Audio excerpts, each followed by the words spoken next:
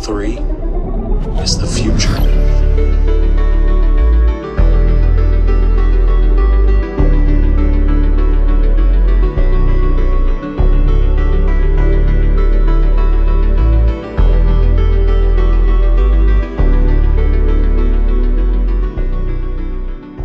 Welcome, crew, to What Are Your Three, a Channel 3 podcast where we take a member of the Channel 3 community, discuss 3 games of their choosing, go through some honorable mentions and some other odds and ends for a nice little video game discussion. I'm Dan Tucker, and back with me after a week where I called in a ringer, but back with me is Ray, and all is right with the world. I am back. It's good to be back here. Hey everybody, tonight's guest. I mean, it's not surprising. The number one JRPG fan on Channel 3. I mean, it's not close. A master of in-depth, detailed game reviews. If you want to know what a game review is supposed to look like, so that someone can read it and understand whether or not they should get a game, you should probably read some of these. It is the one and only infocynic. Info, how are you doing tonight? I'm doing great. Thanks for having me here, guys. We are happy to have you. I mean, it needed to happen. You needed to be on this. There were so many, you give so many great views and opinions and different views. So, we don't have the largest JRPG kind of foundation on this site. You are the rock of that area there, and it's fun to do. So we got to talk about these games here. And obviously, number one. First game up, Rocket League. Oh, I'm sorry. And followed closely by Mario Kart 8 Deluxe. There it is. And Fortnite. I'm glad we've already covered all 3 that we're going to talk about tonight. Game number 1, Persona 5. I mean, if it wasn't Persona 5, there was going to be a lot of people might riot if this episode came out and the first game was not Persona 5. A game you nearly left on the cutting room floor, by the way. I need to understand that first of all. Right. Okay. So Persona 5 has been covered on What Are Your Three before. And I was thinking about, possibly getting in Persona 3. Persona 3 Reload came out early this year. I don't know. Time is funny. Not that long ago, yeah. That's true. I did a huge playthrough, 100+ hours, fresh in my mind, and wanted to kind of highlight, in a lot of ways, Persona 3, the original, not Reload, was the inspiration for Persona 4 and 5. They really kept the formula going, and then, ironically, took a lot of the things from Persona 5, and when they did the remake of Persona 3, can we take all of that? So it kind of came full circle. But that said, Persona 5, it was my introduction to the series, and it got its teeth in me. Absolutely. So 5 gets you into it, but before we get into 5, you went back and played the ones that came before, right? 3 and 4 are readily available on what I'll call modern platforms without having to jump through crazy emulation hoops or digging out, I don't even know. I think the first 2 were for maybe PS2. Don't quote me on that. Oh, it's recorded. Do quote me on that. It's too late. And they're different games. They're good from what I understand, but I haven't played them. So I played 5 first, and then 4, and then 3. Just kind of went backwards. Persona 4 even made me get out. Everyone who knows me on Channel 3 is a big console guy. I barely play on laptop at all. But 4, the first time it was readily available on modern systems was its Steam port a couple of years ago. Before that, it was locked in PS3, which is impossible to emulate well and all that. So all right, for this I will get out my laptop and play it on Steam. Persona 2, June 24th, 1999. That's Persona 2, way back in the day. So I mean, the crowd agrees that Persona 5 is the best of the series. It's kind of the best selling one. So what, you played 5, obviously you've played it so much. What is it about that just has you playing it over and over again? A lot of it comes to the story and just some excellent character building and world building. You're on this journey with 8 to 10 of your closest friends, and then kind of this supporting cast of another like 10 characters who aren't part of your party, but they're kind of supporting characters. Like there's the guy who rents out. I don't know if you're paying. The guy who lets you crash in the attic above his coffee shop. There's the arms dealer who's selling toy guns to minors because reasons.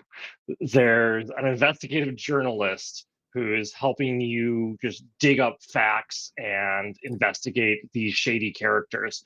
None of those, mostly these tend to be adults, not always. Actually, one's actually a child, but these characters support you, but not as part of your immediate party. But you still get a lot of time with them, and you get to really kind of understand their story too and where they're coming from. And then you combine that with just a kick-ass soundtrack and an amazing battle system. Shout outs to turn-based JRPGs. I understand you love them, Ray. I'm holding him at gunpoint. Like I sent him one today that like he's now at gunpoint to have to play. It's funny. I've just never played them. It just so happened that I never got I think Paper Mario was probably the first one I ever played. And then I replayed it last year and was thinking to myself, oh, you know what? This is just like not my style of game. I still played through it. I enjoyed it and I get it. But I've even played games where it's like a card based battle system. Like I'll do like that kind of strategy stuff. I'm trying to push the Akira Toriyama angle on him. Like I'm trying to at least like push his Dragon Ball. No, the artwork is there. I'm gonna it's gonna play on a Persona screams anime here. Come on, it does. No, it does. It's and by the way, this episode's going to come out before the sale ends, but it's like half off on Nintendo Switch right now. It's very modern looking game. Like the graphics of it are great. Yeah, there was a C3 request at one point for best like menu visuals or something, and Persona 5 goes way too hard on its menus for absolutely no reason that it needs to, but it does. And that's anime commentary, yes. Yeah, like its visual style it's just oozing the whole game. Nothing is cut. Everything just flows in the same visual style, and I appreciate the dedication. And like I said, that soundtrack, one of three games on my soundtracks list, because I will not put just anything on that thing. The other two are the Ori games. Yeah, I mean, amazing ones for sure. What system are you playing this on? Because you say you played on console, right? I played it on PS4 first. Then I played it on. So first I played PS4, the base vanilla game. We call it Persona 5 Vanilla, because then they came out with basically Director's Cut, the Royal Edition. And that I replayed on PS4. And then I played it on X1 and X Series X when it came to Game Pass, because they finally ported.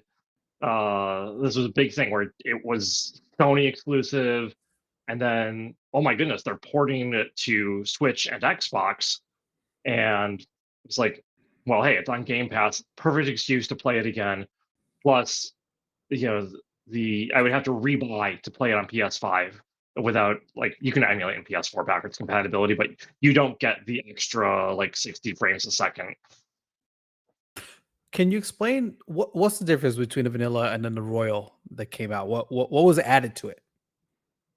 So Persona follows a school calendar basically, and it's one of the other interesting things I love about the game is just this strategy and this planning out. All right, I've got X days before this deadline. How am I going to break those up between spending time with my friends, boosting my stats, going grinding some dungeons? What they did is they added basically what they call the third semester. I guess that's just how the Japanese school year works. Not an expert on it, but you'd think I would have after like 3 of these games. But so the first game, basically, the plot significantly ends at basically the end of the calendar year, in late December. And in this game, there's most of January and part of February everywhere. So it's not like kind of a full like 3 extra months or anything, but it is like an extra month and a half. It's a whole extra dungeon and a whole extra, I don't know, 20, 30 levels of this kind of procedurally generated dungeon that also plays a significant role in the story. They added 2 new characters for kind of those. One's a teammate, and one is one of those supporting characters I was talking about earlier, those adults who are helping you out. And both play a significant role in the story. They added, extra story elements to bring them in, including kind of bringing them in throughout those first 2 semesters too. Not as much, but sprinkled in here and there. And yeah, then they also added, it's like, hey, since we're making you rebuy the game, we'll throw in all the DLC from the first game, which is mostly just cosmetics and the typical RPG stuff where it's like, yeah, here, have a couple things to do healing or boost your levels or some one-time items, that sort of stuff. I never imagined that cosmetics and stuff that really has no effect on the game would be something so lucrative. And not just that, the fact that I would be involved in it. Like I'm also a sucker where it's like, hey, you want to pay $5 and it could like your character will look different. And I'm like, yeah, I want to pay $5 and make my character look different. It doesn't matter at all. But yes, I do want to do that. How did you know? Yeah. See, there's being a sucker for it, and then there's Ray shaming other people who don't participate in it. No, if you have the options available, you should respect the developers that put in the time for the artwork and show off the other artwork. And always respect the points spent on Twitch to make Ray play in base skins. It's a lot of points to do. Good call. Have you? What was I going to say here? How do you? Because it's a time-based game to a certain degree, right? You have a certain amount of turns to deal with everything. How do you balance that with learning about all these characters that are not in your party but have, like you said, there's all these deep stories? Do you have the time to sit there and like interact with everybody and learn all these stories? Cautiously, yes. So what I'll say is it's possible to do it all in one playthrough if you are using a guide or if you are just really good at figuring out these strategies and these puzzles and kind of figuring out, okay, I can meet with person A on Tuesday, I can meet with person B on Thursday, Wednesday, I'm going to go to, study, hit the books so my school stats get better. It's a very intricate puzzle. It's a lot easier to do. There is a new game plus. All good JRPGs have new game plus. Thank you, Chrono Trigger. So in the new game plus, you don't keep any of like your character developments with the team because it's basic, but you do keep those things like those academic stats. So your book learning, those things will carry over, freeing up a lot of time for that second play. I have done it blind a couple times, and generally in the replays, I'm using a guide because I'm like, okay, I'm only playing this through once this time. I'm not playing through the 100-hour game twice back to back. All right, so have you played any of the spin-offs that came from Persona 5? Because this game is kind of, I guess 3 and 4, people enjoyed it, and like you said, it was the change in style, and 5 exploded, and there's 4 spin-offs, or 3 and 1 more coming. Have you played the rhythm game, the tactic game, or the action RPG version of this game? Which is amazing that they have all this. I have played a tiny bit of the rhythm game to see what this was and said, this is not my forte. This is cute. This is fun. Not for me. I'll pass. Thanks. I have 100% of the other 2, the Persona 5 Strikers, which is, it's a Muso. It's a Dynasty Warriors, a Hyrule Warriors, whatever. But again, they took that Persona 5 visual style, they took that soundtrack, they took the characters, added 1 new character because you kind of got to have something. It was good. I enjoyed that one. And then felt like I got my money's worth out of that one. Persona 5 Tactica thankfully came to Game Pass. Was fine. It's not a bad game. I think I would have been disappointed had I paid $60 for it. But a tactical RPG is right up my wheelhouse. Absolutely. And then you combine that with Persona 5, I was like, this is going to be a must play for me. And I knew it was going to be a must play. And it's okay. I think I'm being hard on it because it's like it's not what I want. But what I really want at this point is Persona 6. It's like I don't need more Persona 5 spin-offs. It's Listen, they're doing better than Todd Yeah. Howard. At least, like, it's not like Skyrim gave us Loot Hero in the game or anything like that. Yeah, I was going to go to George R.R. Martin, but that works too. He's I would working mention, on it. He's working on it. I would say they got one more Persona spinoff coming, but I don't think you can play this one. The mobile game, Yeah, the mobile game releasing in China and Taiwan and Korea. Yeah.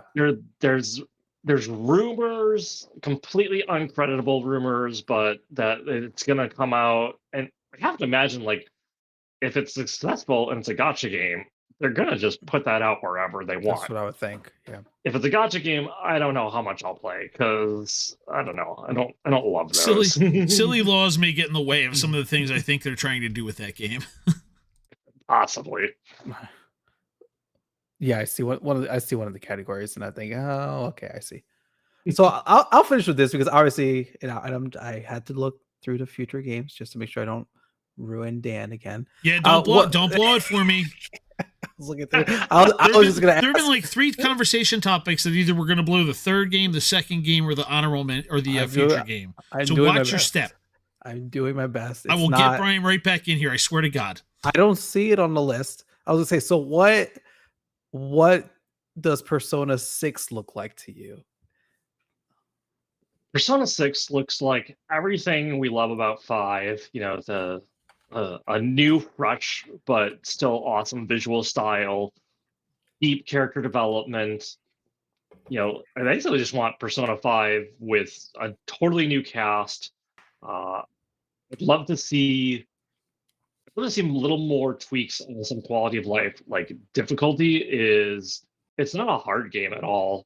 It's very actually difficult at this point for me to make Persona hard. I'd love to see, I was a big just fan of accessibility in games in general. Like, hey, you want to play and Persona does have an easy mode, but I'd like to see some, like, okay, can we like maybe dial up the XP a little bit just to make some of the grinding, to get to 99, not quite as painful. like I'll go to JRPGs, go to 99. I'd love to see. I'd almost love to see them experiment with something completely, like, not have it set at a high school, like still have it be on a calendar, like have there be deadlines. Real adults have deadlines and projects too, and but at this point, I think it's almost etched in stone that, like, this is the formula. Like, it's going to be high school. I'd love to see a silent protagonist. Again, classic JRPG. We got to have that self-insert, that silent protagonist. It works, but it doesn't have to. We could have. I'm fine with us having, like, give me a character who has a distinct personality, or help me shape that personality. And the other thing is, be it by not even giving the character a canonical name, Persona 5 winds up doing all these gymnastics during the voice acting. Like, they'll play the pronoun game. It's like, oh, him. There's like, I'm right in the room. You could say my name. Or they'll just literally just leave a just blank. They'll just like kind of like step around it, like end the sentence like where it should be the character's name. It's like, we just kind of understand we're talking to you, right? I'm just warning you now, in a week you're going to get a note from me with a GIF attached asking for permission to include the "can we dial up the XP a bit" GIF approval. So okay. You're like, oh my God, I have to extract that. That's going to be perfect.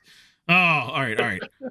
So now I get to go to the other end of the spectrum, right? You're here with Persona 5 with probably some of the newest, biggest, flashiest changes to the RPG genre. But we're going back to Final Fantasy now. We're going back to the big one. Was this the start of RPGs for you? Like, where does this fall? Yeah, this is the beginning. This is I chose those 2 games intentionally, trying to kind of not completely bookend. Obviously, I'm playing another RPG right now, but the Final Fantasy One was the start for me. I had it on the original NES, and I played the snot out of that game. We had fewer games back then for sure, and you talk about a game you can just sink your teeth into.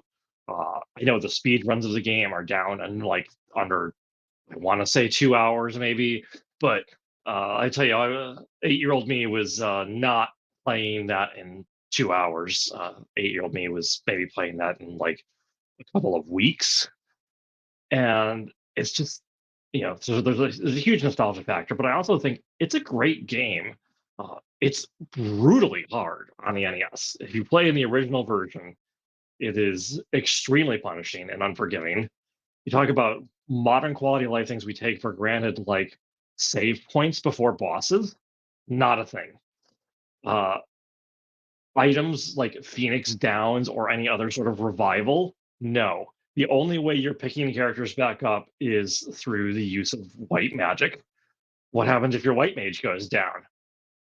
Rip. You're going back to town. Yeah, so you got to drag their corpse back to the church and pay them, Right. and pay them to revive them for them. Yeah. Yeah. It's so I don't recommend playing on the original NES or even emulated. Like, go play one of the many modern versions. The DS Dawn of Souls, back in the days when Nintendo had to put DS into the title of every single DS game, or the fabulous Pixel remaster version is so faithful to the original, while bringing in some of that much needed quality of life, like a save anywhere function and items that can restore your MP, items that can pick up fallen party members. Not to mention the really gorgeous coat of paint they put on it. Yeah, they putting that touch of just the graphic improvement. It's not, they didn't really stray too far from the 8-bit world, but it works for the upgraded 1080p screen for sure. Yeah, it feels like a 16-bit sort of look to it. So how did this find its way into your hands to begin with, though? I mean, you're 8 years old. It's not like you're saying, "Oh, let me go get this Japanese role-playing game and slap it in the Nintendo." Like, was it just something that appeared in a box one day, or was it like a gift from somebody? That's actually a fabulous question I don't know the answer to, and now I'm curious and intrigued to, like, can I try to figure that out? Go back to, like, where did this come from? I don't know. And also, the 8 is an estimate. I should do the math, but I don't want to. Never do math live on stream. But I think you and I are not far from the same age. It's close enough. Yeah, You're good. It's close. It's close. Yeah. Yeah, because like there were games that were just like in a box. Like I know we had for Nintendo as a kid, like Faxanadu that was discussed on the Grumpy Trash Player episode was just like, it was in a box of games that was just in our house. Put a gun to my head. I could not tell you where they came from. My dad he's dead, right. So the information has died with him as to where that game appeared from. But I don't, so I do not know. Maybe some random garage sale, something, it's like, oh, this looks different. This looks interesting. What's this? It's a provocative cover for the, like, if you look, again, I joke about Mega Man, but you're talking about, like, you've got this globe and sword, and, like, it's a provocative cover to catch your attention. Simple, but, like, okay, let me see what's going on here. Pick it up and take a look. Mm-hmm. And, maybe even rented it from, I wouldn't have even been Blockbuster. Blockbuster was it was a local video store that wasn't even part of a chain back then. That was how much you could get away with, and occasionally rent games from there. And maybe that's how it started. Maybe I rented it, and then it was like, this is cool. I want this, and then just kind of save my pennies or ask for it for Christmas, something like that. So how did you? This is a game where I mentioned during a recent discussion on it. Also, I've been playing the Pixel remaster. And I have gotten lost several times and just like wandered off. And I'm like, I don't know what I'm supposed to do. So again, how did young infocynic approach this game? Did you have a guide back then? I mean, obvious again for people, Ray, we were not able to just punch up Google, and we were not able to just type in I was alive. IGN.com for this. I was alive when I when can you mute him. with game I'm guides. gonna start just I was editing there. you out of this Yeah, thing. just because I was -5 when this game came out doesn't mean I didn't know what a game guide is. I played Banjo Yeah. Kazooie with a game guide and wrote down the facts. So there are there are enough NPCs in the game that kind of tell you where to go. I probably had read Nintendo Power probably had a couple of articles on it, I'm sure. Oh, they And probably had ongoing features. We got to call Brian up and find out. They probably had an ongoing feature. Yeah. yeah, and it's just like, hey, you can save your game. You can go sail, get in your boat, go sail in a direction, and if that doesn't work out, well, you can always just reset and sail off in a different direction. Which Yeah, you probably won't, until you probably back yourself gain, like, into a 2 corner levels. in some archipelago and have to figure out how to navigate yourself back out of it. But yes, indeed. So, do you Yeah. remember anything about like character selection at the time? Because again, these are tropes now, and Yeah. not to harken to a quest you put out yourself in the past week for the JRPG group, but like these archetypes, the D&D, classes, again, not something that 8-year-old me at the time fully understood. Like, what is like you said, what does the white mage mean versus the black mage versus a red? Like, what does all that mean? So, one, how did you approach that first of all, and then I want to ask about modern infocynics rerun at this. I have played, so I played it several times as a kid. I played with various different party combinations. I don't know how I figured out the first time what things did, but trial and error. I may have actually had, and this is a thing that again we may have to explain to Ray, but it's called an instruction booklet. It was this piece of paper that came together with the game, and it kind of told you some things you might need to know about the game. See, And that may have actually explained the character classes. And that's assuming that the book made its way to you, because like you said, half of this stuff shows up at a yard sale or a flea market, and like you're lucky you get the black plastic NES cover for the cartridge itself. Heaven forbid the book finds its way to you half the time too. I'm gonna have to pull out. I've got like an Xbox 360 box with I'm just happy. In and stuff. I've got a couple.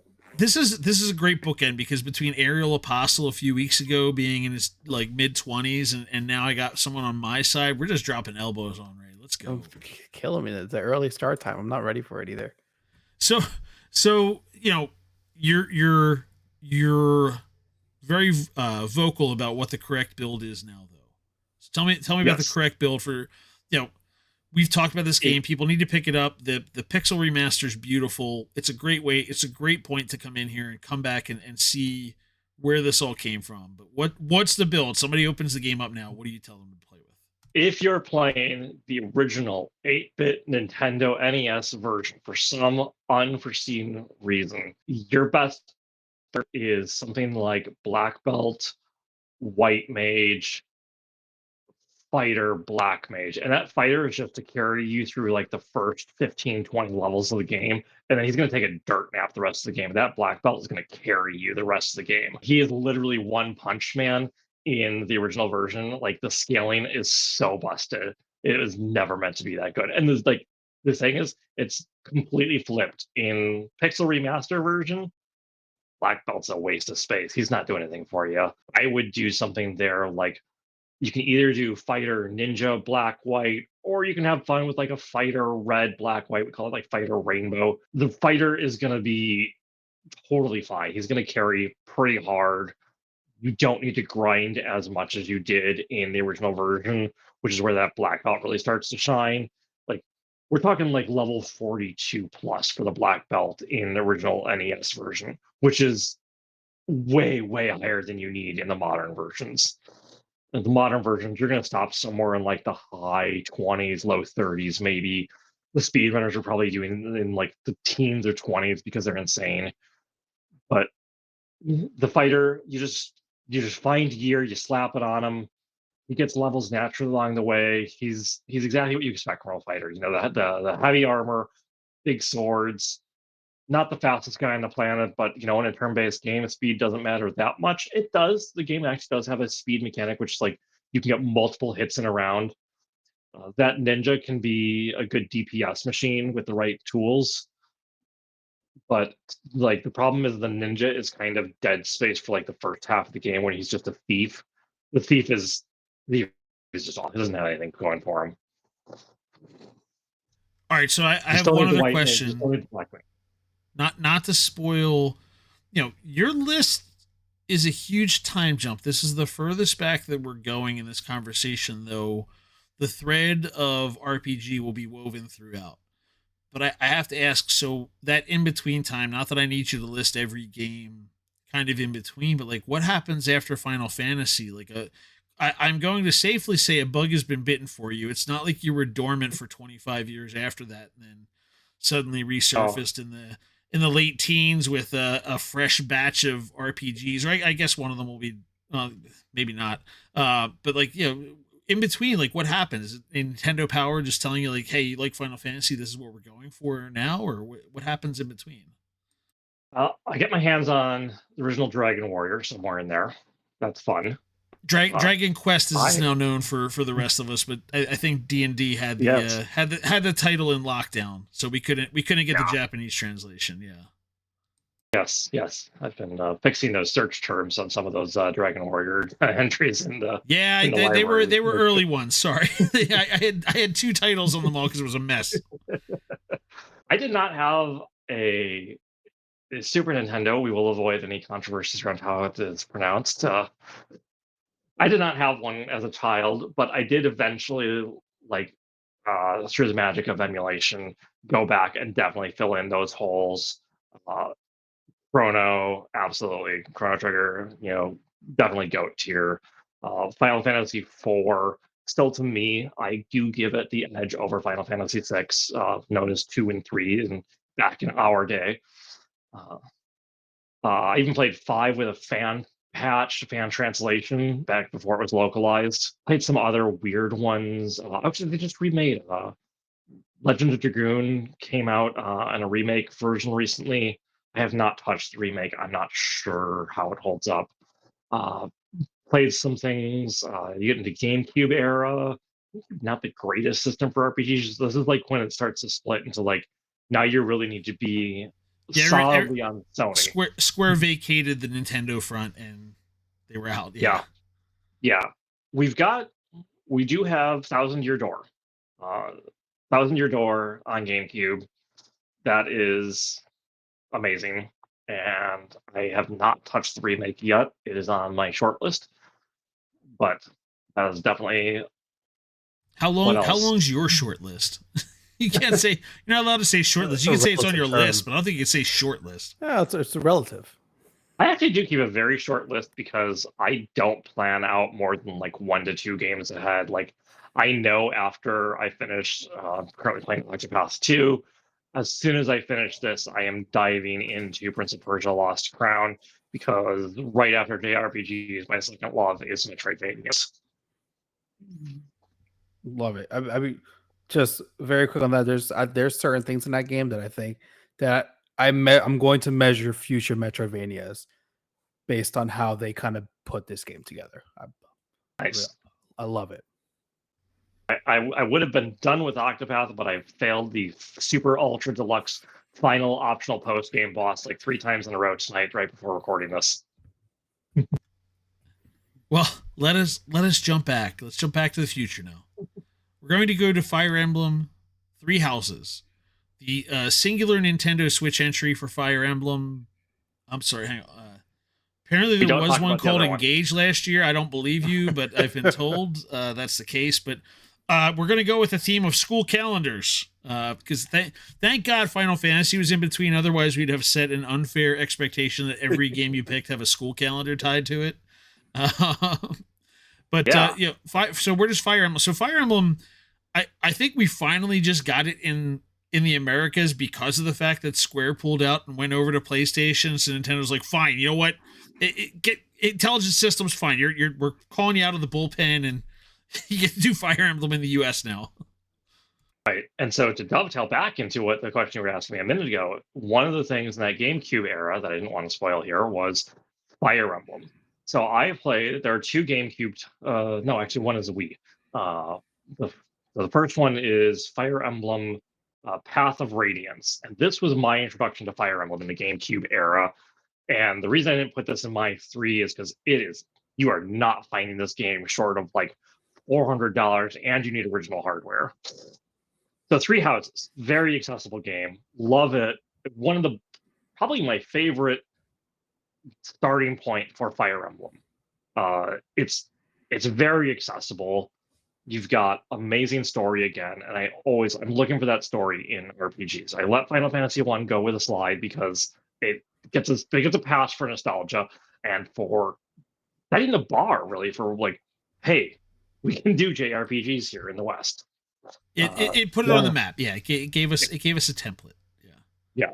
So Fire Emblem, you've got turn-based strategy. We talk, again, we're going back to that turn-based strategy, and we got that tactical. So we've got this grid. We've got our characters. We've got the monsters. We can kind of see the whole battlefield. Except in some of the titles, they actually do have Fog of War, which I missed. They haven't done that recently. Not as much with it. A little bit here and there, I think, in Three Houses. I don't know if Engage had any, but we didn't talk about Engage. It wasn't a great title. What are you talking about? Oh. Yeah, exactly.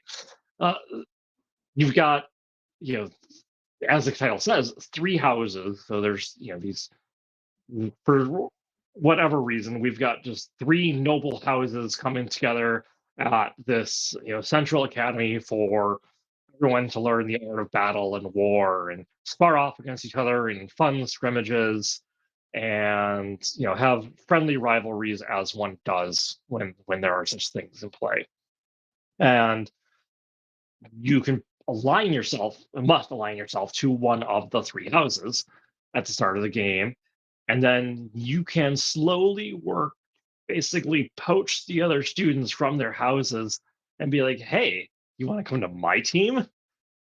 And so that gets into this aspect of like customization, team building, and really having a say in kind of how you can develop like, hey, I don't have anyone in my house. Like every house has it has basics that'll get you by. You've got a healer, you've got a tank, you've got a mage. You just might not have the best of the breed in each. So if you want the best of the breed, you're gonna have to go poaching. It's like, of course, I want to get the best of the breed. I want to min max. It's a tried and true JRPG requirement. You're gonna min max everything, and I'm gonna go find the best characters. And I have not actually played through all 3 houses, so that's probably going to be someone's question. I have played through, I want to say, 2 of the houses fully. I want to say. I'm impressed by the time commitment you put into that anyway. It was a question I had, but like, I've never gone. I want to go back, but no, I don't know. I don't have time for that. No, yeah. Like I'd love to go back and do the 3rd house, but like, if I'm just going to recruit all the other students anyway, it's not going to play out that much differently. I can just go watch the cutscenes on YouTube. Nothing wrong with that there. So who was your first support? Was it Edelgard and the Black Eagles, Dimitri and the Blue Lions? It was Edelgard. Which, for anyone listening to this, if you're inspired to pick up 3 houses, Edelgard is a terrible first choice. There's a lot of marketing that kind of centered around Edelgard, and so I think a lot of people defaulted into Edelgard. There's weird things with her story that don't make it a great first play. Go pick one of the other 2. You can't really go wrong with either of them.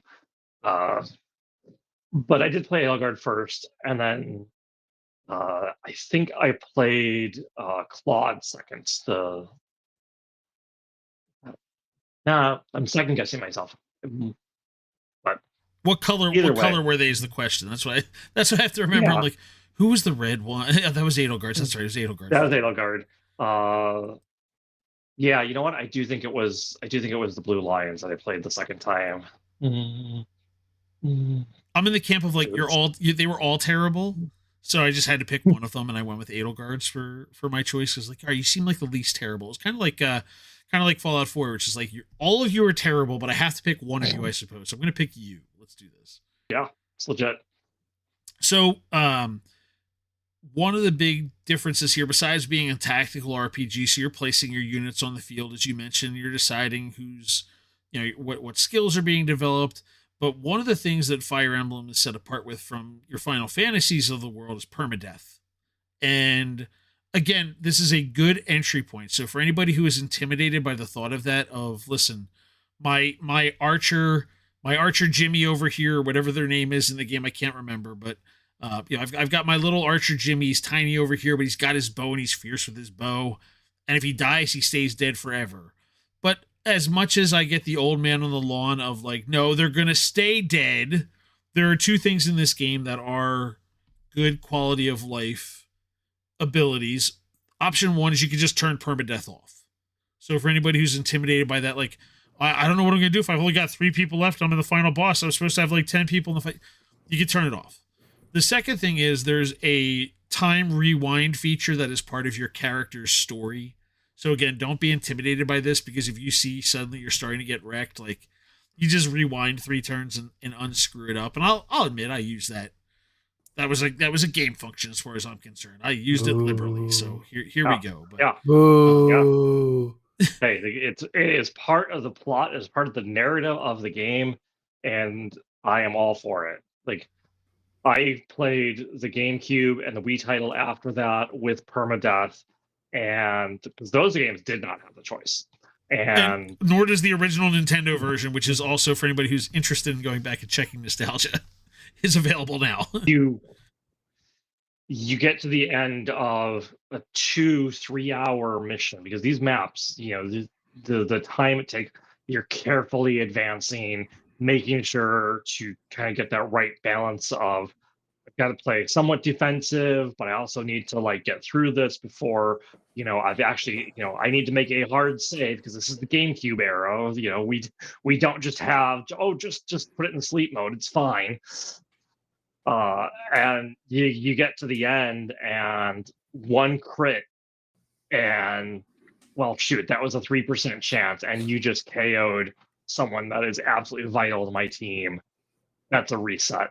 Sneak attack from the west. Everybody's dead. I will absolutely take a rewind function built into the game, and not feel any shame about that. I think that's a great quality of life. I will still play permadeath. Like, it is. I will not turn that off. Like, the rewind there is, that's your option. That's your safety net. If you can't get through the mission with the rewinds, you deserve to die. Your character that was meant to be, that is fate, that is how the story goes. So we've done obviously the turn-based RPGs, we've done kind of the tactical one, and now we go to detective RPG. First honorable mention, Disco Elysium. So again, we're kind of covering, obviously RPGs are your thing, but we're covering a lot of different versions. This one, not really, not a combat game. It's not a combat. It's just kind of story and decisions. It's story. All right. So tell me what is it about this story that was big for you?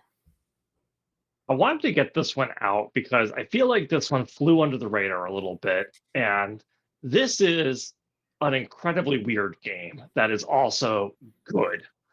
And speaking of which, that's a great quest idea right there. Like, what's a good weird game? This game, a lot of it takes place in like your inner monologues, and you're developing these skills. Not skill tree, but it's just like any just skill points. You would just put them freely into like 20 different skills, and as you level them up, it improves dice rolls. And this game, you literally, like, they show you those dice rolls. A lot of games just kind of they're rolling random numbers for you behind the scenes. They're hiding it from you. But this game literally shows the dice on the screen, and it's just 2d6. And so, bumping up a point in a skill can be a huge difference. And just the idea of this detective who may be going slightly crazy, talking to himself, having these arguments with himself, and then also just the number of different ways you can approach the game based on how you're still trying to solve this mystery of what's going on, but you might take a radically different path based on what skills you've leveled up and what checks are going to be possible for you to succeed. Because they also don't just let you can't just like spam, like, oh, I'll just reroll. most of these checks in this game you can try once per in-game day. So go back to, we got that calendar again sneaking in there. Wasn't expecting that, were you? And then It's all coming full circle. it's all coming full circle. So one of the things you can do, like I think, if the skill, if the check is a once per day check, you can reset it in a couple of different ways, and one of those is by leveling that skill up. Like whatever skill was used for that check. So that might be something where you just like, okay, I failed that check, but I really think that that's the key to like unlocking this next part of the puzzle. And just kind of like, there's no time pressure, like real time, like clock time. You can take as long as you want, walk around this. It's a small little island. You can kind of go talk to everyone, figure out what your next move is going to be, and then decide, okay, I want to try for this check. Okay, I failed that check. What's my backup strategy? Where am I going next? Who am I talking to? And am I going to play? You kind of have that literal like good cop, bad cop, kind of almost with yourself. And how do you develop your personality? So what was your style of going through? What worked for you? What kind of skill checks were you trying to go for? How'd you make your way through the game? Try to develop kind of a smart and kind of just very, very intuitive, could kind of like read people really well.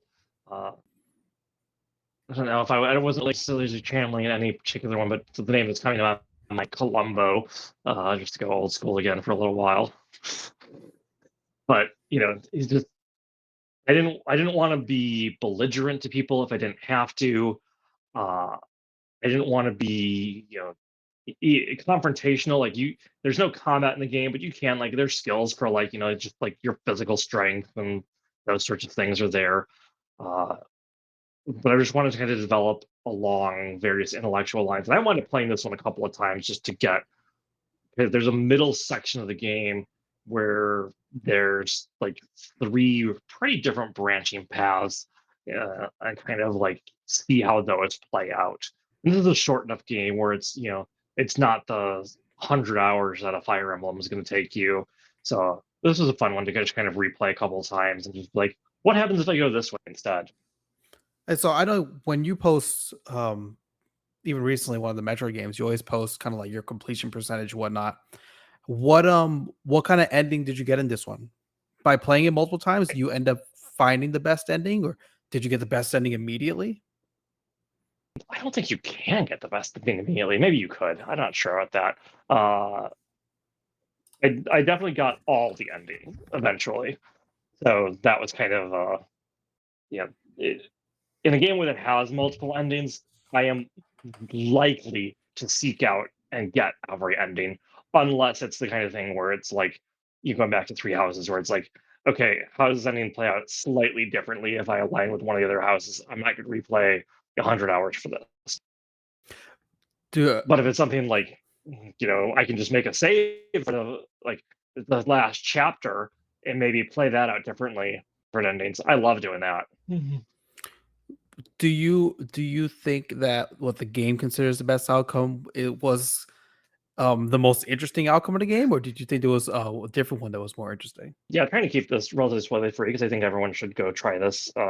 It may not be, but like you should at least try it. Like if you can get your hands on a demo for this, like I feel like this is a good one to try. That you can get into this pretty fast. It's on a bunch of Game Passes too. I think it's on PlayStation Plus, or at least it was at some point, or Game Pass. Like It's everywhere. also, I mean, we'll be late, but it's on Steam sale right now too for a few bucks. God, mother. Yeah, I'm pretty sure it is. I'm pretty sure it is. Of course, everything is. Yeah. Everything's on Steam sale right now. 45 cents. Get it for 45 cents. Can't pass it up, people. Did you just send it to I me? did like. Oh, never mind, Dan. No, that was another one. Never mind. I did like what the game did with their so-called best ending. It felt like the most satisfying ending. The endings were all interesting, and I would say again, if you get into this game and you play through it, like make a save pretty late in the game and see if you can probably branch out. You may not be able to branch completely into like all the different endings, They may require different skills or like different decisions you've made back a couple days. But this is a crazy game. It gets weird. And either you're smart enough to pick it up for $4 or it's too late for you now and it will show up another time. Yeah. Well, and if you want the full version though, that's the final cut.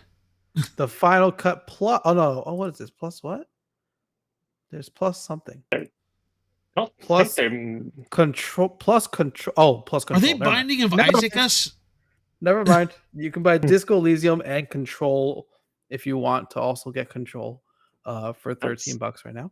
That's that we call the U Exorcist pack. That's yours right there. Those aren't the same studio. I don't know why I can't. I have no idea. The only connection I know between those two games is U Exorcist. I mean, I've played Control. It's a great game, but that's the Alan Wake universe. It has nothing to do. There's nothing visually. There's nothing play style wise. Yeah. There is nothing similar between those two games. Yeah, I don't. And you can connect to Kevin Bacon before you can connect those two games together.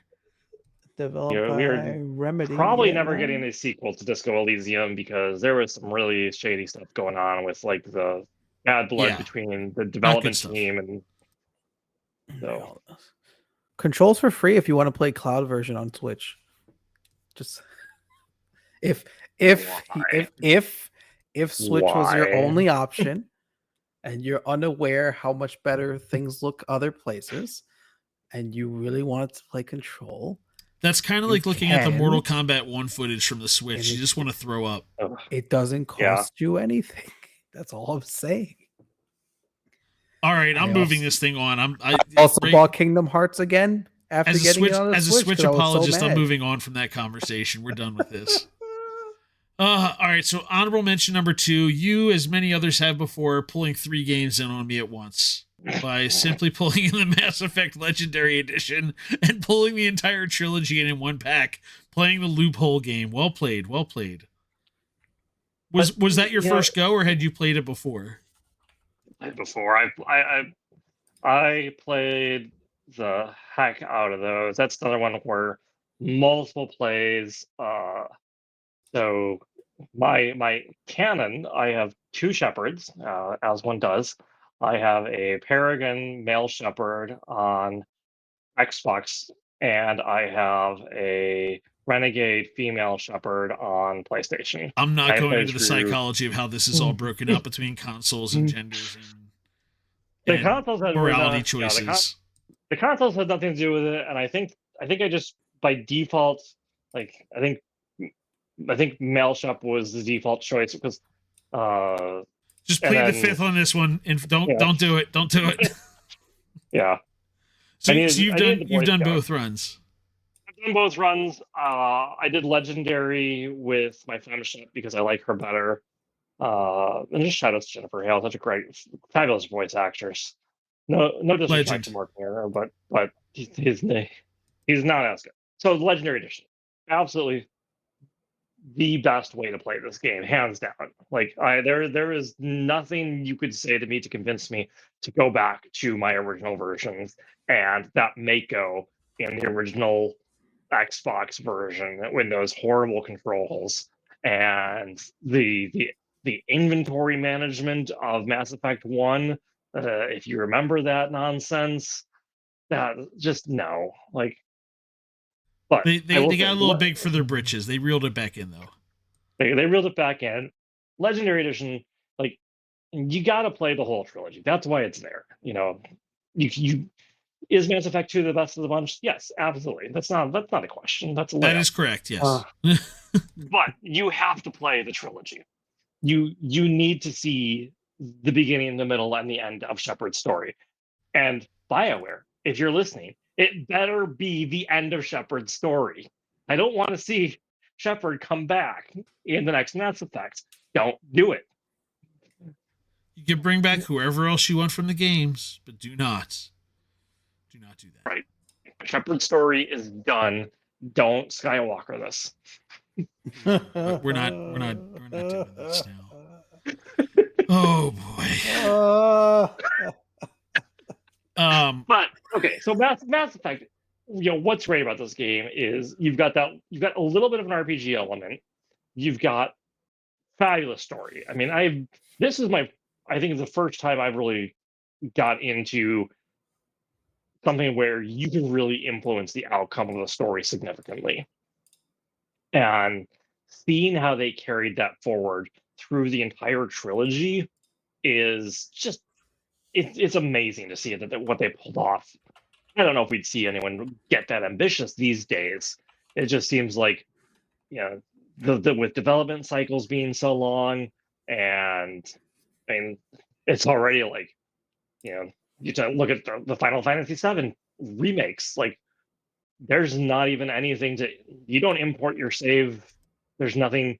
You can get 2 free summons, I think, is the grand total of what you get if you start the second half or the second third with a complete save file from the first game. Ooh, this game, Mass Effect, like, who lives, who dies, who you slapped in the face because they were obnoxious.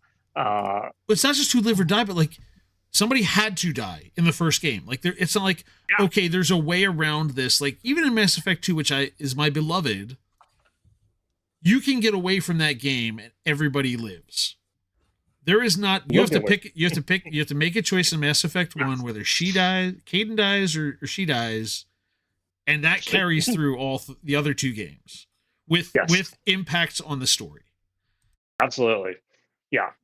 And people are mad about it. It's like, why can't I pick both? That's not how it works. It's called narrative structure, author's prerogative. I never really thought about the people. Impact. There were people who were going to launch them both into space. I never thought about the fact that there were people like, let them both die. Oh, well, there's that too. That's dark. Oh God. and you can't fix it in Mass Effect 2 because the survivor doesn't come back until 3. So. So again, my question is, so yes, there are RPG elements to this game. There is magic effectively. There are, there's tanks, there's all sorts of stuff, but it's also a very heavily, over the shoulder shooter game at the same time. So what drew you into this? Not that you're again exclusively RPG. I think you've made it clear that's not just the case, but there's something that had to pull you into this game. I think so. When it comes to like outside of video games, you talk about books or TV, I would actually say science fiction is my favorite genre ahead of fantasy. But when you look at like science fiction video games, it hasn't been a thing until a little more recently. We've gotten some good ones. But so this I think I saw my friend's copy. He had Mass Effect just sitting there. Xbox 360, maybe? I think that was a 360. It was, I believe it was 360. It was because the 1 wasn't really that long of a life cycle, but it was the 360. Yeah. Yeah. So I'm looking at this. I'm like, this looks cool. What's this? Kind of booted up on his, I'm over at his house back in the day and played around. I was like, oh, this is fun. Can I borrow this? Like, yeah, sure. And I was like, the next thing you know, it's history. Like, I'm getting into this. Like, hey, there's a pretty cool story here, and like I can choose my background, and I can choose what class I am, and I can choose whether like I'm, making these, and I don't want to call it good and evil because I for the pet peeve, I will soapbox that Paragon and Renegade is not good and evil. It is much more complicated than that. There's a reason they don't call it good and evil. Yes, right. But yeah, and then PlayStation comes out and it's like, hey, here's Mass Effect 2. Where's Mass Effect 1, guys? Where is it? Don't worry, you got a motion comic. We got a motion comic. Everything was good. We still got to decide who died. Yep. And that's what he had to do. That's how I played through my Mass Effect PlayStation back in probably with that PS3 then. Mm-hmm. It was indeed the 3, and I was the first because I went to the same question because I was at the store. I'm like, hey, you got one? Like, no, you have an Xbox? Yeah. No. Okay, carry on. Yeah, they fixed it eventually with I believe they made a digital only Mass Effect 1 for PlayStation. I did not know. I only know with the Legendary Edition it's there, so it's And again, it was one of those Yeah. PlayStation Pluses, just like it's thrown in there. Like it's someday, maybe I'll go play the first one someday. But also, there's so many other games to play. I don't know what to do. Yeah. Play the So trilogy, people. If you haven't played the trilogy, go play the trilogy. So how did you react to 3 at the time, and then 3 after they kind of tweak something? Okay, we're good. That's enough. That's enough of a snippet there. We're good. We got it. 3's ending, you know what? I'll say the same thing I've said about many other things, that it's about the journey. And if the destination doesn't quite hold up, it's okay. It was a heck of a ride, and I loved every minute of it, and I can just pretend that ending was what I wanted it to be. It's tough because there's so many. I mean, you talked about all these like all these forks in the road, and the decision tree, and everything else that like Right. you picture the model spreading and spreading and spreading, and it collapses back in on itself. Just like no, it all comes back to 3 things. You kind of had they gave us an unfair we had an unfair expectation of BioWare, and that of like they're gonna have 572 different endings based on the 57 Right. potential choices Right. you could have made, and the branching decisions through. Like, nah, it was what it was. It was what it was. And I don't need 300 different endings, but I did feel like the 3 endings we got weren't even that different. They were. I mean, there was a pretty solid joke that wasn't really that much of a meme about like, oh, you can have the blue ending, the red ending, or the green ending. And they did, they expanded on those a little bit with the patch, but the original version of the endings really, really was very similar. It's taken 5 games. We make it to the end of the list here before we finally 5 with get an asterisk, Ray. 5 with an asterisk. You put 5 3 in mine. 5 and 2/3 to finally get a Metroidvania on the list. And it's one, Axiom Verge, that's not even on your top 10 Metroidvanias list currently. So Yeah. Axiom Verge, this is the Metroidvania we're going to talk about today? Yeah, because I can talk about Super Metroid, I can talk about Ori. People know what those are. This is true. I'm here to talk about games that you haven't heard of, like Disco Elysium. Okay, yeah, you've heard of Mass Effect. But I'm also here to talk about Axiom Verge. So this is, I'm pretty sure this is like a one-man project. He might have had a little bit of help, but Tom Happ is... So before you get into it, because I'm looking up, the developer and what they do. The guy Tom Happ, who developed this Metroidvania, known for NFL Street and Tiger Woods PGA Tour, before deciding to put this game together. So yeah, it's crazy. And so Axiom Verge is, a lot of ways, it feels like clearly inspired by things like Super Metroid. You've got this 2D 16-bit art style. You've got that unfolding like it does in Super Metroid. You've got so many things, but where it differs from Super Metroid is you've got quite the arsenal. Like in this game, you're going to pick up a whole ton of different weapons and use some of those to solve the environmental puzzles. Like you're going to get a boomerang that you can use to go hit switches.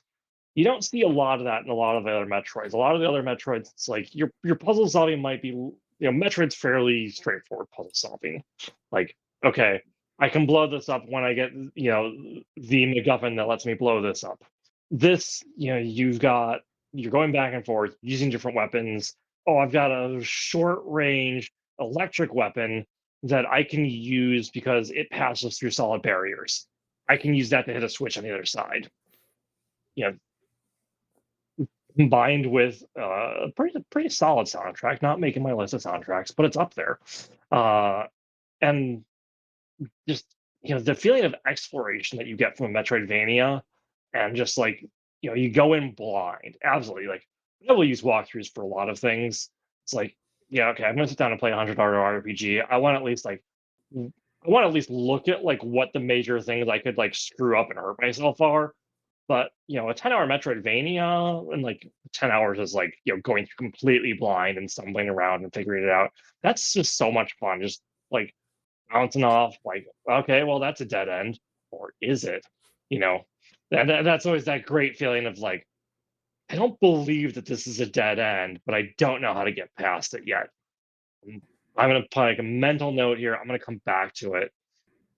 And then you've got even crazy things where like in a given playthrough of Axiom Verge, there's I want to say it's like up to like 6 different randomly chosen weird side areas that just can spawn or not spawn in your game, and they look like the graphics are glitched out. It kind of makes you think like you're in this weird area. It's obviously developer intended, but just kind of a nod. I love the Easter eggs out. I'm a good sucker for devs throwing Easter eggs in their games to the fans when they know what they're doing. I mean, and we're still sticking with the same theme here because this story is the story in this one is out there. It's almost it's almost kind of Disco Elysium with your main character is kind of very confused and you're just trying to figure out what how much of this is real, kind of. Yeah. So the story in this one it's all told, well, not all, mostly told through collectibles you pick up. So you can kind of ignore the story if you're more into just the gameplay. But yeah, the story is really weird and it's kind of crazy. Yeah, I hadn't thought about that being a tie, but it is absolutely a tie. Um, Story in Axiom Verge 2, maybe even weirder. Again, I picked one. I think one's slightly better. Uh, One's going to feel more like a classic Metroidvania, I think, to a lot of people. And yeah, definitely like, you know, you're talking about like, collectibles that take 30 seconds to a minute to read.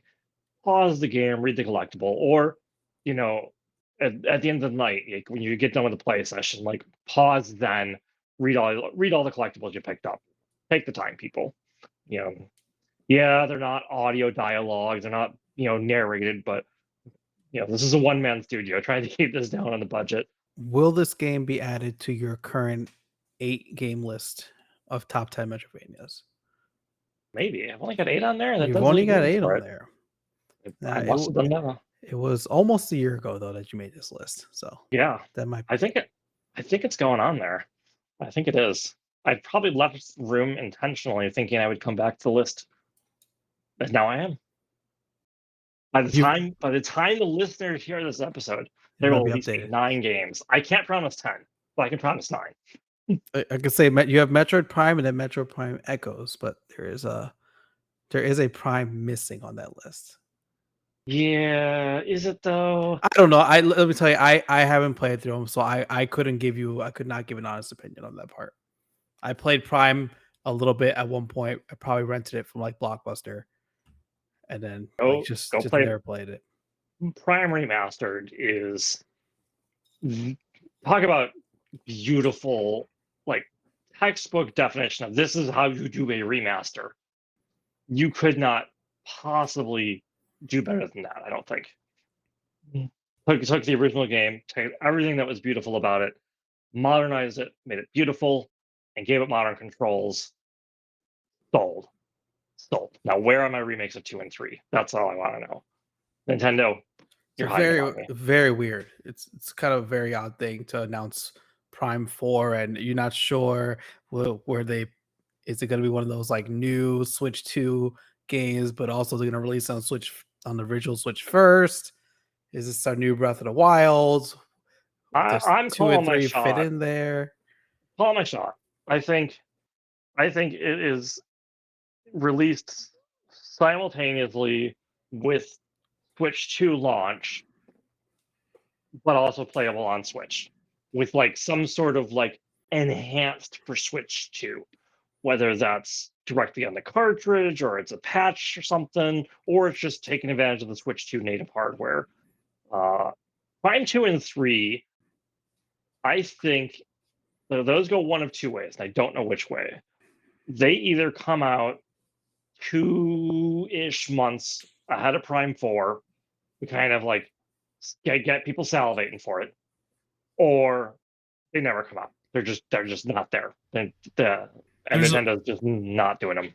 there's a lot of 2025 yet to come. They don't announce things. I've told people we see it. They don't announce more than 6 months out at this point. They gave us Prime 4 just so they like, listen, we know we announced it 7 years ago, but here it actually exists now. But they're going to have a February Direct, and you're going to find it. They're going to like shadow drop it in the February Direct, like they did with the Metroid Prime remaster. They're going to just drop it. They could do shadow drop on 2 and 3 in February, especially if we're talking like a summer release for Switch 2. Well, I am going to pull out my soapbox here for a moment. I'm gonna creak it over here. And I'm gonna say when Chrono Trigger, if you go look up a trailer for this, especially when it was released on Steam, like they've got in there. It is a dream team that came together to put Chrono Trigger out there. You've got Hironobu Sakaguchi, who created the Final Fantasy series. You've got Yuji Horii. I'm not great with the pronunciations. I'm sorry. The creator of the aforementioned Dragon Quest Dragon Warrior series. And you have Ray's boy, Akira Toriyama, the creator of the Dragon Ball series and doing character design. And like, so you have this trailer with this like epic background to it. And sure enough, for our future game, infocynic has picked a game that has created a trailer with they're throwing resumes out there. And you're running down here. They've got a bunch of team members who worked on Persona 3, 4, and 5. You've got folks who worked on Nier Automata. I don't know how you ever say it, frankly. And then you've also got Neon Genesis Evangelion Ray in here as well on this thing. So for anybody who has not watched the trailer for Metaphor Refantasio, I don't know. I'm from Philadelphia. I don't know how to say that. Whatever. Get off my back, Ray. I'm sure Ray's already got a pronunciation lined up for it. If I see the game, I'm going to look at the game, and then I'm going to tell you what the pronunciation is going to be. You're going to watch the trailer for this, Ray, when we're done. Don't watch it now. I don't want you watching it now because I want you to watch it afterwards. And it's definitely Refantasio. There's like, I'm already looking at it. There's no chance it's not. It has to be. So in a truly epic announcement to release timeline, this game was announced in 2016. Finally coming out this fall, October 11th. Actually, it was bumped up a day from prior releases. So Studio Zero was a game studio that was founded by a bunch of those folks who worked on the aforementioned projects there. This will be their first original game. But I apologize. Your description of saying Persona with a fantasy setting by a lot of the team involved with 3 to 5 was probably a pretty good description to sell it on. But So not to steal your thunder from that, but I wanted people to understand the gravitas of like this game that people may not necessarily be aware of. Like there's heft behind this. Yeah. Like, the analogy I was, you just did a great job of, pitching the dream team. I was going to say, like, imagine you're, back in the heyday of, George Lucas before the prequel trilogy. We're talking like, we've done Star Wars 4, 5, 6. We've done Indiana Jones, the first. Don't worry about Howard the Duck. We're not talking about that. Keep going. And like George Lucas has a new movie coming out. I don't need to hear anything else. I'm going. There's the same thing. You told me all these people, all these creatives are involved. Persona, Evangelion, Nier Automata, or again, I'm not trying to pronounce it either, man. I played the game. Those are some crazy heavy hitters. And again, we've got that kind of core Persona gameplay of we've got a team building aspect, and we've got this strategic combat. But they have added a little bit interesting this time of a little bit that's getting away from strictly turn-based combat, sounds like. So I'm going to be interested to see how that goes, but it sounds like you can also like turn that off if you don't want to, or just ignore it. And I think beyond just the relationship development, the game's about a kingdom in crisis, politically speaking, and trying to figure out who's going to be running the kingdom. So there's not just like relationship building like you talked about with Fire Emblem. We're like, hey, come on, you're coming over to my squad. I think there's going to be a lot more politically that just from the depth of this game really seems like it's one of those things where you're going to find out like you make a move politically speaking and someone's going to send an assassin after you because of that. Like it just feels like it's a really deep. the trailer borders on overwhelming for me, not in a bad way, but just like I'm in. This was not a game I was aware of until you sent you entered it into the library. I assume I did not check to see who did enter it in. Yeah, I figured it was just you entering it in, but until this I hadn't really gone and looked at it, and then I watched the trailer in preparation for this, and I'm like, I'm in, let's go. You do not need to twist my arm on this. And Ray, I recommend there again, like there's a very anime feel to this for me, with all this, and not not in a disparaging way to turn anybody off. You're like, oh, I'm not in the anime thing, but like there's just something very clean about the animation and the way it's here. So it's really kind of taking all of this stuff together and creating what my hype meter went from not knowing it existed 48 hours ago to like, no, this is what I'm looking forward to for the rest of the year. Yeah. Well, because with the whole anime's kind of hit this peak right now of animations because they've moved off to just hand drawn, but they've kept the very sharp animations to it, and now they've modernized it, and you're seeing that with a lot of new animes, and it's gorgeous to look at. There's some shows that I'm watching just because they look pretty at this point because they've somehow mixed the two things together amazingly. Your homework after this is to watch the trailer, Ray. I'm trying to figure out if it's turn-based or not on this trailer. It looks like it's both. Stop watching it on mute. Stop it. If that's the thing. I said after, Ray. After. It won't even tell me. In like the category, it says RPG. It won't even put an A or a T in front of it. I don't know. It's both. It's mostly tactical, turn-based, but it seems like, from what I understand, that there's an element where, like, if you want to kind of have that action RPG, like, you can kind of ambush the enemies and start like an action sequence where you're kind of doing that, and then like if you don't complete the sequence like perfectly, then it might go into the tactical to kind of finish the fight. It looks very cool. That seems like a great way to do it. And you got that art style that just over the top, like we're just gonna like ooze theme from every corner, and then the kind of a job system. You're talking about going back to like some of those Final Fantasies with the Fire Emblem, where it's like you've got these different jobs you can assign to your squad. It looks like, and just like you understand, like over 40 different classes or jobs, whatever they're calling them. They're probably using some made up term that they invented for the game, but it looks like a lot, and it looks like a great sort of thing to pick up in the fall. And I'm hoping that it comes to Game Pass, but probably won't, because they're like Microsoft's kind of backing down from that. And Atlas is like, you know what, we could sell this, or it's not Atlas, but it's basically it's the team that used to be known as Atlas. I'm sure there are existing business relationships. Yeah, every article calls it Atlas still. Okay, I wasn't sure if I was doing this if they had split themselves off into a separate. Atlas may just be publishing it for this other development team too. That's always a complicated thing. That was my understanding of it, is that like Atlas is involved from a publishing perspective, and whatever there's that whatever relationship they have with Microsoft and Sega and etc. that exists somewhere in there. But anyway, well, I'm going to take you to a quest now. A question from the Channel 3 history books for you to discuss. I had 3 written down, and I was like, do I ask him about the scariest game he's played? So we do something a little different? Nah. Do I ask about your favorite achievement because we can hear a little more about Disco Elysium? Nah.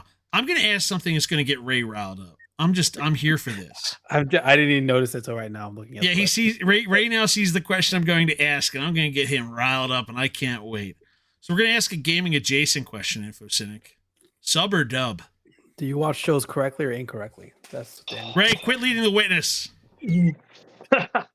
So I remember my answer to this, and I'm going to give the same answer, which is if I am watching it on a repeat viewing, I'm watching it however I first did it, because that to me is, and so like I just finished watching Spy Family, and I watched that dubbed. It's a great dub cast of that one. If I go back and I watch Evangelion, which I have done, that I'm watching subbed, because that's how it first came to me.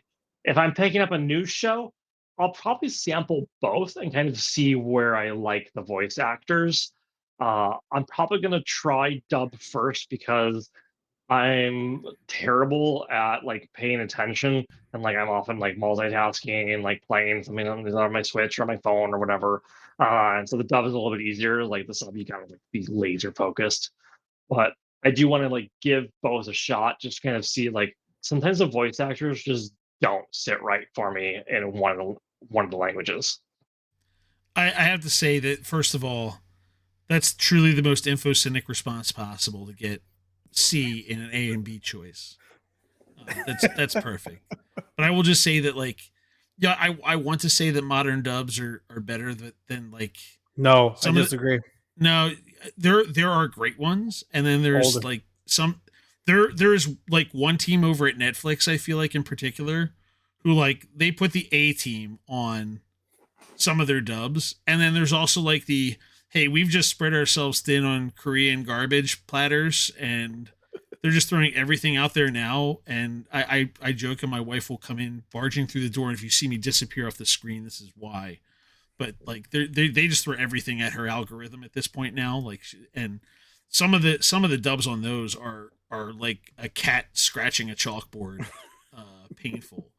And I go Yeah. through like I reference the Miyazaki's. Like you look back at like Miyazaki's, and James Van Der Beek maybe should be brought up on criminal charges for his Castle in the Sky performance. And then there's other stuff like down the line where like no they know what they're doing now, and he gets whatever he wants. But I just say all that to say dubs are not always evil, Ray. Dubs are not always evil. Not always. I solely for me it's just solely anime. I think the newer anime dubs are weird. You got a lot of I don't know this new like style that they want to go with all their main characters, and this is me watching a lot of the main ones too. So the main characters a lot of times are fairly similar. They've got a storyline that works, and they do it just with different topics essentially. But I think some of the older anime dubs were better. I also just couldn't watch the shows in sub back in the day. Dragon Ball Yeah. Z. Dragon Ball Z was on Toonami, so that's what it was. Goku Vegeta's voice changed, 2 or 3 times, but that's okay. We just kind of went along. Ocean Dub showed up for a little bit, so we just watched that for a little bit. We got there. I'm thinking Tension is one of the like I watched. Oh, yeah. It's like yeah, so sub wasn't the thing. Like No. you're just getting the dub. That's what you got. And like going back and list, I tried like I'm like because there was a time when I was much like you. I think I was like purist. Like we gotta do it watch sub, and I tried and I was like, this sounds wrong. This sounds so wrong. This is Mhm. not the voice of Kenshin. For me, it was Yu Yu Hakusho was like that. I watched Oh the yeah, majority of it was in dub, and then later on I was like, well, let me watch this thing in sub, and I was like, I don't even know what I'm listening to right now. This is right, that's not the right voice. right. All right, last question we asked everybody: what's been your favorite feature on Channel 3? I love the quests. It's great. Seeing, and I love seeing other people's responses and just seeing how wrong they are. 'Cause- There it is. There, I knew it was coming too. Again, the most infocynic I response knew you it. could have possibly gotten. I love it. I cut you off. Quests. quests, yeah, it was great though. It is interesting. You learn a lot about people. You've all learned that I love JRPGs by constantly finding ways to shoehorn them into just about every single quest. Although I do say I try to be fair. Like I try to say, I don't want to give a completely bad answer that's completely forced. I always want to answer with something that's like this is a legit answer. Like I might have to stretch a little bit, but I'm not just like throwing say I don't know Mario Kart, Fortnite into every single quest. Not naming names. That's a great call. Actually, you know what? That's the perfect note right there. We're going to say we've made it to the end of another What Are You 3 podcast. Thank you, infocynic, for being with us tonight. You can find the podcast at c3.gg/podcast, dropping every Wednesday morning at 3:33 a.m. Eastern on all the major platforms, including Spotify, YouTube Music, and Apple Podcasts. I'm Ray. Dan puts this together on a whole new system. Our theme music is still by Caster Garden, and for our executive producer, Joel Willis. Have a good day, everybody.